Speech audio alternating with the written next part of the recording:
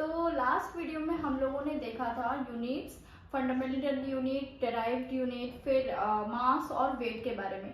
इस वीडियो में हम लोग देखेंगे वॉल्यूम, टेम्परेचर और डेंसिटी के बारे में। तो वॉल्यूम पहले पढ़ते हैं। तो वॉल्यूम क्या होता है?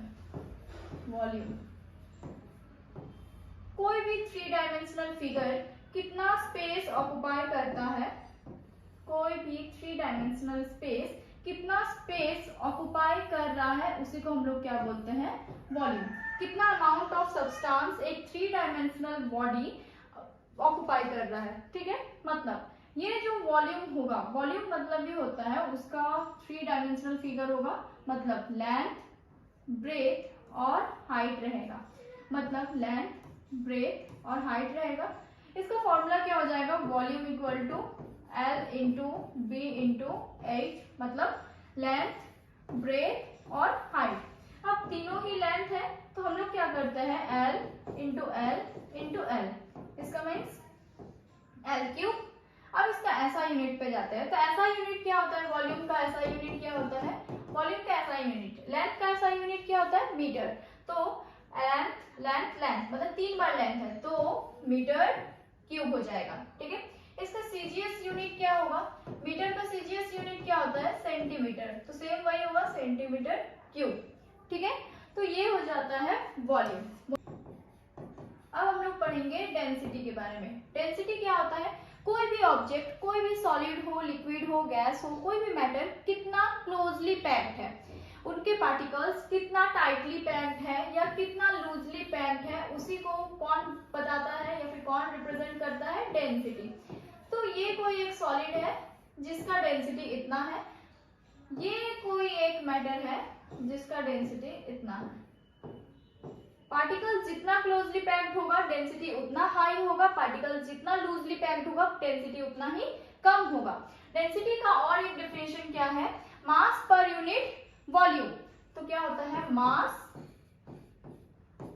पर यूनिट वॉल्यूम, मास पर यूनिट वॉल्यूम। डेंसिटी का क्या फॉर्मूला हो जाएगा? डेंसिटी का फॉर्मूला हो जाएगा मास पर यूनिट वॉल्यूम बोला है, मतलब मास बाय वॉल्यूम, ठीक है। मास बाय वॉल्यूम ये हो जाता है डेंसिटी का फॉर्मूला। डेंसिटी का सिंबल क्या होता है? या तो डी और रॉ से रिप्रेजेंट करते हैं इसको, means rho equal to mass by volume. इसका ऐसा यूनिट क्या हो जाएगा? मास है मतलब केजी और वॉल्यूम है मतलब मीटर क्यूब। अब इसका सीजीएस यूनिट क्या हो जाएगा? सीजीएस यूनिट ग्राम पर सेंटीमीटर क्यूब, ठीक है। ये हो जाता है डेंसिटी का पूरा डेफिनेशन। अब इसके बाद हम लोग पढ़ेंगे टेम्परेचर के बारे में। किसके बारे में पढ़ेंगे? टेम्परेचर। टेम्परेचर क्या होता है?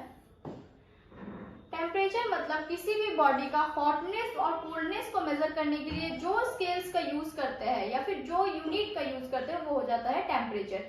कोई भी फिजिकल क्वांटिटी जिसको हम लोग मेजर करने में यूज करते हैं, किस चीज का मेजर करने में? किसी भी बॉडी का हॉटनेस और कोल्डनेस को मेजर करने के लिए जो फिजिकल क्वांटिटी का यूज करते हैं उसी को हम लोग बोल देते हैं क्या? टेम्परेचर। तो टेम्परेचर का 3 स्केल्स होता है, 3 स्केल, ठीक है। क्या क्या? एक होता है केल्विन स्केल, एक होता है डिग्री सेल्सियस स्केल और एक होता है डिग्री फ़ारेनहाइट स्केल। 3 स्केल होता है। हालांकि इसका ऐसा यूनिट जो है वो केल्विन होता है, ठीक है। तो अब इसका 3 स्केल के बारे में हम लोग पढ़ेंगे।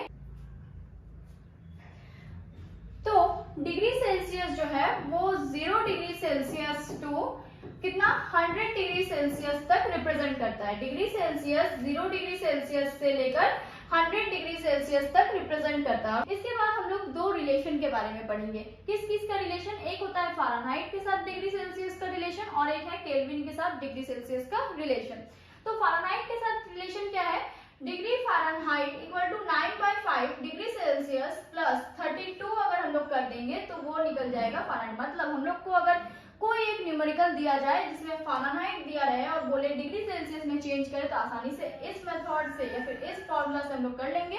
अगर हम लोग को डिग्री सेल्सियस दिया रहा है और उसको बोले फ़ारेनहाइट में कन्वर्ट करना तो हम लोग उसको भी इजीली कर लेंगे।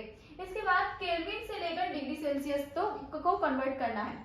इसके बाद kelvin equal two degree Celsius plus 273.15। ये 15 को हम लोग कभी कभी इग्नोर कर देते हैं, मतलब अप्रोक्स 273 ले लेते हैं, ठीक है। अगर कोई न्यूमेरिकल में डिग्री सेल्सियस दिया हुआ है तो हम लोग केल्विन उसको इजीली कन्वर्ट कर सकते हैं केल्विन में। अब किसी में अगर केल्विन दिया हुआ है तो हम लोग उसको डिग्री सेल्सियस में इजीली कन्वर्ट कर सकते हैं। तो कुछ न्यूमेरिकल बनाते हैं ये दोनों का। तो let us suppose 270 degree Celsius दिया हुआ है और इसको कन्वर्ट करना है केल्विन में, ठीक है। तो फॉर्मूला लगा देंगे ये वाला। तो kelvin equal two degree Celsius कितना दिया हुआ है 270, तो 270 डिग्री सेल्सियस प्लस 273। अब इसको प्लस कर देंगे तो कितना आ जाएगा 543 केल्विन। अब हम लोग एक और न्यूमेरिकल लेते हैं, ठीक है।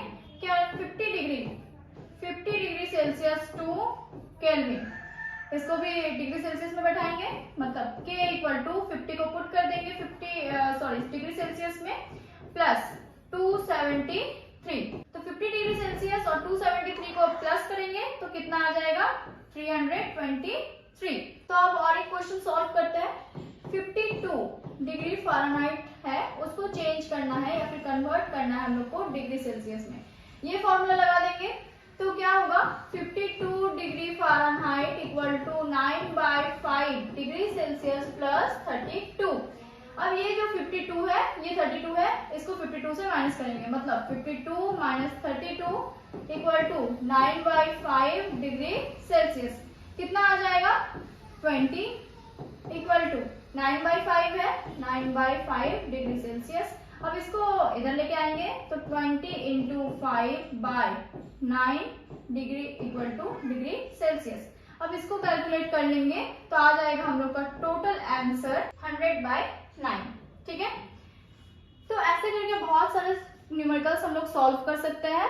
अब कुछ इंपॉर्टेंट पॉइंट्स को नोट करना है, मतलब क्या है 100 डिग्री सेल्सियस बॉइलिंग पॉइंट होता है और 100 डिग्री सेल्सियस ही फ़ारेनहाइट में 212 डिग्री फ़ारेनहाइट होता है, ये है बॉइलिंग पॉइंट, ठीक है। इसके बाद 37 डिग्री सेल्सियस हम लोग का बॉडी टेम्परेचर है जो फ़ारेनहाइट में हो जाता है 98.6 डिग्री फ़ारेनहाइट। इसके बाद 25 डिग्री सेल्सियस जो हम लोग का हो जाता है रूम का टेम्परेचर, वो कितना हो जाता है 77 डिग्री फ़ारेनहाइट। इसके बाद 0 डिग्री सेल्सियस जो हो जाता है क्या फ्रीजिंग पॉइंट, वो हो जाता है हम लोग का 32 डिग्री फ़ारेनहाइट, ठीक है। तो जो फ़ारेनहाइट का स्केल था वो भी 32 से स्टार्ट होकर 212 तक गया था और ये डिग्री सेल्सियस का 0 डिग्री सेल्सियस से 100 डिग्री सेल्सियस तक गया था। तो आज के लिए इतना ही। Stay tuned for next video. Okay, bye.